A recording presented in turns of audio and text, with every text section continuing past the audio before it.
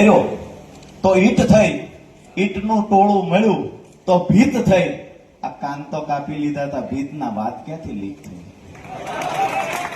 એની સાથે કેવું સારું છે ઉડતા પંખીને, કોઈ ફિકર નથી કે આજ તારીખ કઈ થઈ.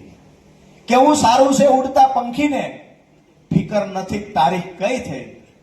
થોડા કળીની માફક શું ઉગી નીકળ્યા, તમામ ભાજપ વાળાને તકલીફ થઈ.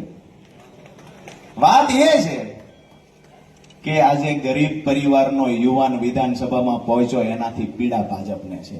આજે ખેડૂતનો દીકરો વિધાનસભામાં પહોંચ્યો એનાથી પીડા ભાજપને છે. ક્યાંક ને ક્યાંક ભાજપની તાનાશાહી સામે મજબૂતાઈથી ઉભો રહેનાર યુવાન વિધાનસભામાં પહોંચ્યો, આંખમાં આંખ નાખીને વાત કરે એવો યુવાન વિધાનસભામાં પહોંચ્યો એનાથી પીડા ભાજપને છે. મારી છેલ્લી વાત એ કરીશ, 1942 ની અંદર જ્યારે ગુજરાતમાં અહીંયાથી જન્મેલા, ગુજરાતના જન્મેલા મહાત્મા ગાંધી જે કાયમ માટે અહિંસામાં માન્યા છે, મહાત્મા ગાંધીજીએ 1942 માં ભારત છોડો જ્યારે આંદોલન ચાલી રહ્યું હતું ત્યારે જે ભાષણ કર્યું હતું એમાંની એક લાઈન હતી, ડુ ઓર ડાઈડ, કરો યા મરો. અહીંયાથી એ વખતે પણ મહાત્મા ગાંધીજીએ કહ્યું હતું કે ખરેખર આવનાર સમયમાં પરિણામ નક્કી છે.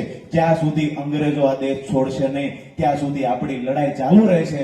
પરિણામ પાક્કું એ આવશે કે અંગ્રેજો દેશ છોડી દેશે. આજે હું હળવદની ભૂમિ પરથી શરણેશ્વર મહાદેવના ચરણોમાં પ્રાર્થના કરી અને તમને એક વાત કહેવા આવ્યો છું કે કરો યા મરો, જ્યાં સુધી ભ્રષ્ટ ભાજપના મૂળિયા ના ઉખેડી નાખીએ ત્યાં સુધી આપણી લડાઈ ચાલુ રહેશે. અમારી પૂર્ણ તૈયારી છે.